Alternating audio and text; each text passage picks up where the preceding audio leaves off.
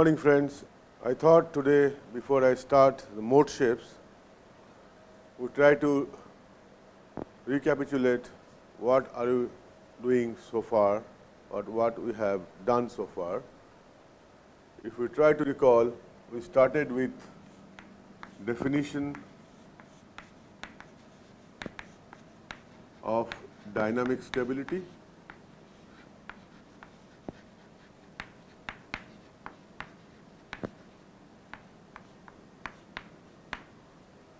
We started with mass spring damper system, which is typically a second order system, and most of our analysis takes the help of understanding whatever we have through mass spring damper system, and there we try to understand what is natural frequency, what is damping ratio. We also try to understand, if I stretch it and release it, how this system is going to oscillate or behave, depending upon whether it's over damped case, under damped case, or critically damped case. After doing this, we made a step towards writing equations of motion for airplane.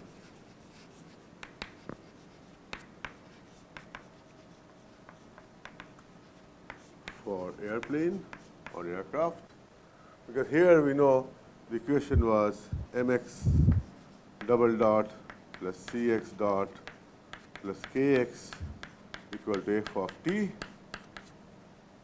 which describes one-dimensional motion of this mass once a disturbance is given. We tried to develop equations of motion for aircraft, then segregated one longitudinal case,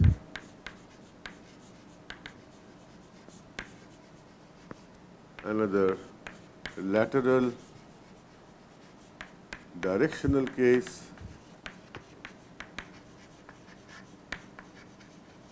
and we were clear that longitudinal case, when we were considering independent of having any influence on the lateral directional case, we assume that the angle of attack, the trim angle of attack, as well as the disturbances are small, because you know, if the angle of attack disturbance is large, then this can cause a yawing moment as well, because of two asymmetric vortices that generates. Also, if I have the rates very high through the coupling, inertia coupling, it can have effect on the lateral directional case. All those things we have assumed to be negligible or not present when we are dealing with longitudinal case. Then we discuss lateral directional motion, and we know that if there is a bank or roll like this, so the lift here will be more, so drag here will be more, so it will also yaw. So the lateral directional gets coupled. That's why we are developed formulation when you are talking about stability or special dynamic stability, taking the lateral directional equations together. For longitudinal case, we studied how u is changing, how alpha is changing, how theta is changing. That is, u, alpha means indirectly I am talking about this motion, where alpha is vertical by the horizontal speed, and also pitching theta like this. So when I write alpha, I also mean w, the vertical component. So there are three variables where alpha and w are linked. And for lateral directional case, we talk about v, small perturbation along v, y-axis. Then we have phi, we have psi. That is this, and this yaw, right? Or if you see in terms of equation of motion, we talked about v dot, we talked about p dot, we talked about r dot, right? Yaw rate R is yaw rate. Okay. After that, what we did, we developed perturbed equation of motion.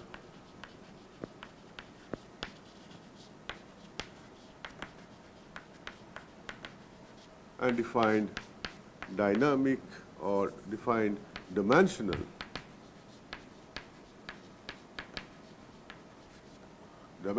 stability derivatives.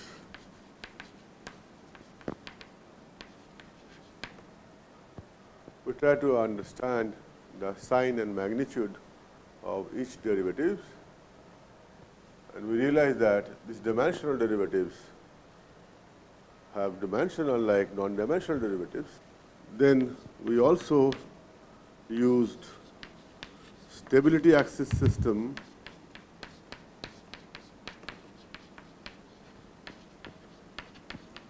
and we know that once I use stability axis system, the value of W, the component along Z at steady state is 0. That simplifies our equation and also helps because lift and drag are perpendicular to each other. That helps in modeling if we choose stability axis system. But at the same time, we know the moment we use stability axis system, then I must also try to find out what are IYY, IZZ or cross moment of inertia about the stability axis system. And we have shown for 3 to 4 degrees angle of attack how much variation it can have. So, as a preliminary study, one may even neglect it. But there is no need to neglect it. It's just you have to apply one transformation, you will get this number. Once we have done this, then we found that if I take a longitudinal case,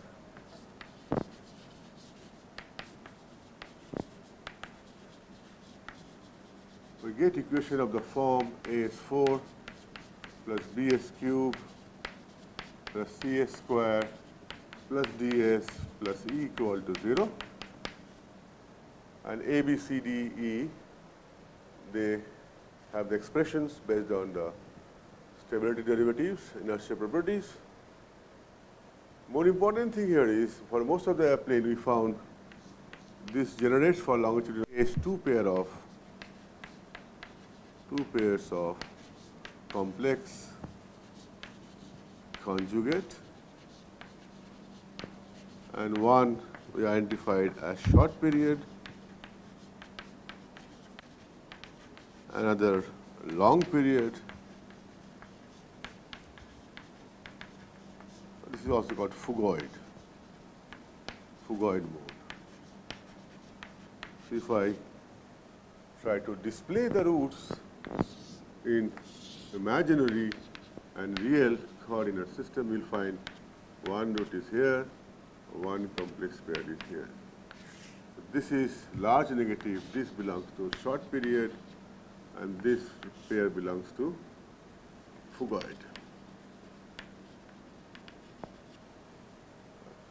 After knowing these roots, we know how to find, once I know lambda 1, lambda 2, lambda 3, lambda 4, which are complex conjugate, I know how to find out natural frequency, short period, zeta, short period. Similarly, omega n phugoid and zeta phugoid. Right? This is one part we have done. Second, we have gone to a lateral directional case.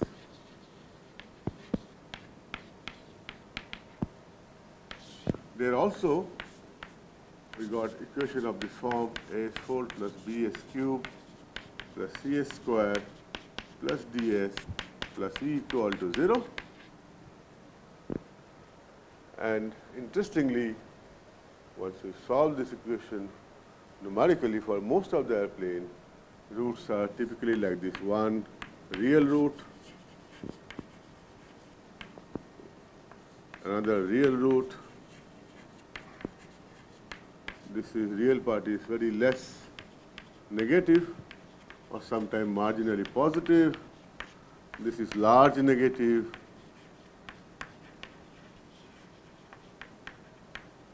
and another complex conjugate. This is a complex conjugate, which is, in our term, it is Dutch roll mode. This is roll mode, highly damped, and this is spiral mode. And you know what is the spiral mode? Suppose the airplane is going like this, and there is a bank. As it banks, it starts side slipping, and it generates beta, and Cn beta is positive, so it turns like this. As it turns like this, the lift here increases. It again banks, it turns. So unless things are properly managed, natural tendency to go like this in a spiral mode. Roll, you understand, highly damped mode because of large wing. And Dutch roll is this motion, if you combine them together with slight roll, which can neglect, that becomes a Dutch roll mode. One motion like this, one like this. And we also know how to control their natural frequencies or damping ratio,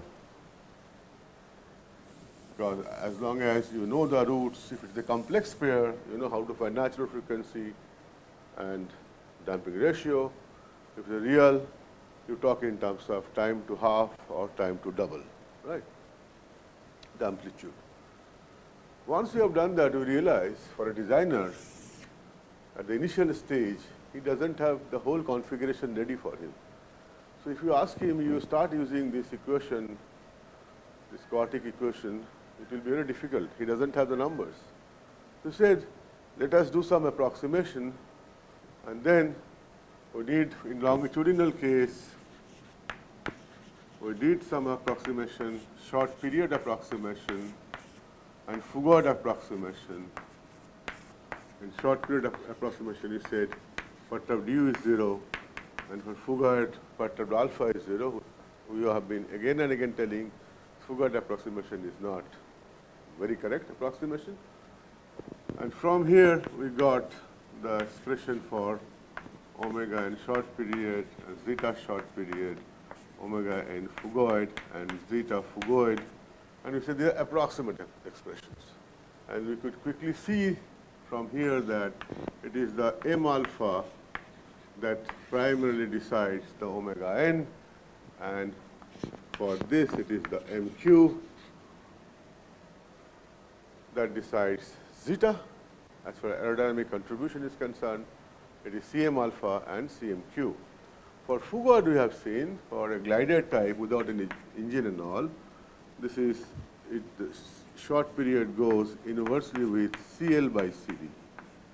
So if Cl by Cd is large, Fugard damping is less. Right? After realizing this, found let's further do some simplification, and then we went for a pure pitch case where we assumed only 1 degree of freedom, and that is the pitch. Only pitching is allowed, no plunging, right? And there we wrote equation like this: Iyy q dot equal to pitching moment, which is half rho v square s c bar into Cm, and Cm is function of alpha q delta in alpha dot. So we wrote like this: q dot equal to m alpha into alpha, mq into q, m alpha dot into alpha dot, plus m delta E into delta E. And we put an approximation that alpha equal to theta and theta dot equal to q. This implies alpha double dot equal to q. This is typically when you are only pure pitching. The airplane, when pitches in atmosphere, it not only does this because angular of attack is changing, so there will be a motion in vertical direction as well. But from here, we clearly found that m alpha, mq are the critical parameter which decides omega n and damping ratio. This is for longitudinal case.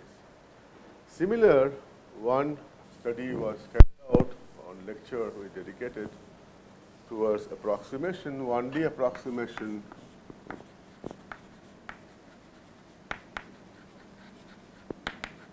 for roll as well as for Dutch roll.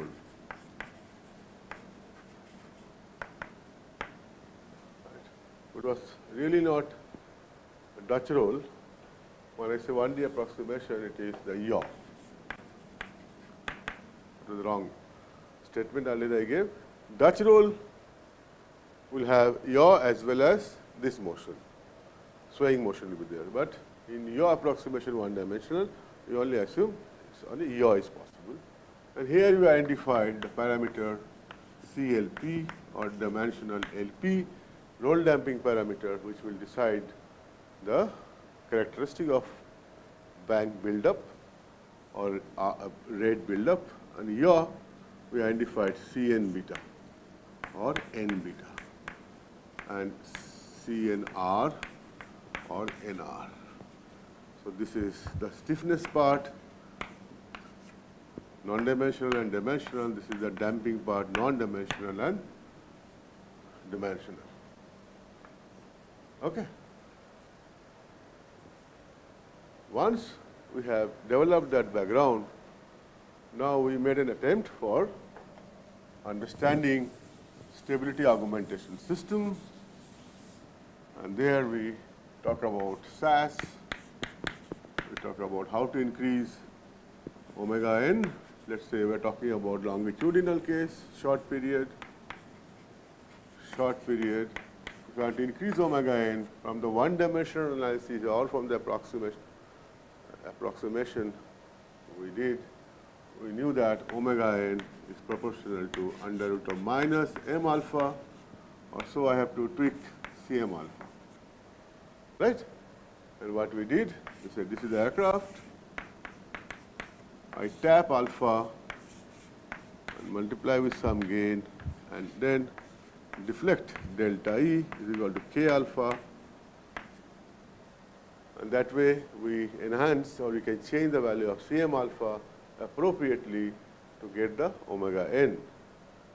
For zeta, we said we will tap Q, again similar logic, K, and the delta E will be given as proportional to Q. So this will help us in enhancing or changing the value of zeta.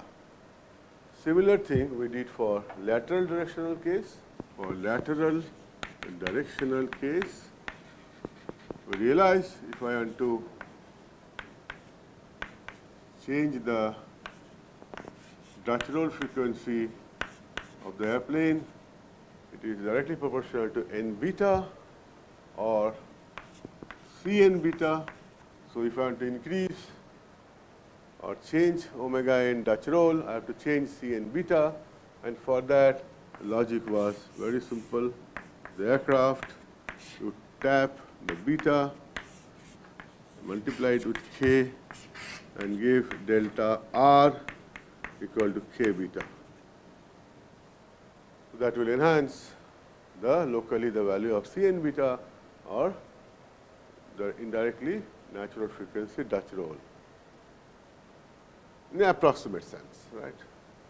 Then we wanted to increase zeta Dutch roll. The understanding is very clear. Now you're expert. If this is the aircraft, I will tap R,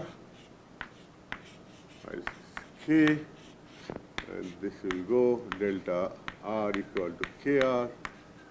By giving this feed, I can increase locally the value of CNR, which means I'm changing NR, hence I'm changing the damping ratio for Dutch roll approximately. It is actually damping ratio for yaw, like a yaw damper. But only approximately that has an influence on the Dutch roll frequency. Once we do this, we also understand we start from here for designing a stability augmentation system, because we should be careful when I am changing omega n by giving alpha feedback. There are other parameters like CL delta E into delta E, this contribution also gets altered. It becomes CL delta E into K alpha. So effectively, you could see that the CL alpha of the airplane is changing, right, for that time. So there will be some effect, cross effects, which you need to be careful. And all those things you will put again back to final design to this equation and see where exactly are the roots. Right? This is one way to handle this. But why we are doing all these things, that is also here clear. We have spent one lecture on that, although I have been advising you should read and do a Google search to understand the specified handling quality requirements.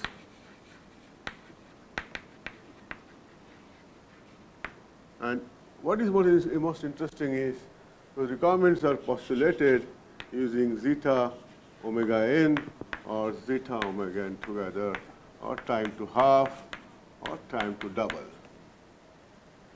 Right? So whatever we have done by doing approximation, our aim was to find out natural frequency, damping ratio, time to half, time to double. They're all required finally to meet the handling quality requirements.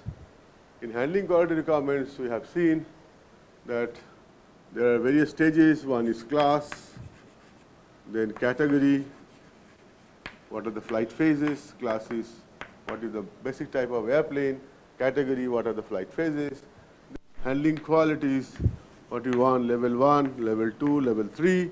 For each class or each category to have a level 1 or level 2 or level 3, specified values of zeta short period, zeta phugoid or omega n phugoid or omega n short period, they are specified. Either they have specified only zeta, sometime product of zeta and omega n. You will find why I am saying you go for a Google search is that new requirements come as the technology gets upgraded. Similar things have been done for Dutch roll and spiral mode. What is important to note is that for spiral mode, generally this is marginally stable, right? So mostly we talk in terms of time to double, and must ensure that specification is stressing time to double should be large, so that the pilot has enough time to correct. Okay? So we have done all these things, and we understand that we have done sufficient as a preliminary exposure for designing the fundamentals for dynamic stability and SAS together, right? If you go to a control man, he starts from here. Then things become more rigorous. Right? Before I conclude this summarization, please understand you need to give a lot of weightage in understanding the sign of these derivatives. Let's say if I say Cm alpha, Cmq, Cm delta E, if I say Cn beta, Cnp, Cnr, Cn delta R, like that. Similarly, CLP, CL beta, CLR, CL delta R, or CL delta A. It is extremely important you should revisit and check whether you clearly understand what are the signs of these derivatives, because these derivatives will have a contribution, all these derivatives will have a contribution because of fuselage, because of wing, because of tail, because of engine, because of landing gear, so many, right? You will also notice that few of the derivatives will have huge contribution from a particular component. For example, Cm alpha, the major component which will contribute will be the tail, right? CLP, major contributor will be the wing. Okay? So that as a designer you should clearly understand what are those components of the airplane who contributes to these derivatives. so that you can really design appropriately as an initial guess. Right? Suppose if you want to increase stability margin and you are going on increasing CMQ, right? Then something is wrong, because CMQ is the damping, contributes to a damping. So if you are thinking in terms of increasing the damping ratio, we will focus on CMQ and see how CMQ can be increased. If you are talking about increasing stability margin, I look towards how to increase CM alpha. And there you will find how tail volume ratio plays an important role. Okay? So you just do not do mechanically whatever we have been discussing. Spend some time when you look for CM alpha, you see what are the components which decide CM alpha. How can I change CM alpha without altering much change in the whole airplane? Right? That is extremely important. And my approach for doing all those things was to give you that insight. Don't lose the sight of all those physical components which are there in the airplane, and you are trying to model their effect by some sort of a aerodynamic modeling. But finally, you should know the final contributor is how good or how bad you have displayed those components, right? So please do not get lost into these equations or expressions. Focus your eyes on the airplane wing, see different types of wing, different types of aerofoil, different types of tail configuration. Sometimes it will be a T-tail, sometimes it is a low tail at the mid-tail, maybe canard. There could be forward swept wing. So all those you ask yourself a question, how they are going to affect the stability. Then only you will really get the juice of this fundamental understanding. Okay? I'm sure you will do a good job. Thank you very much.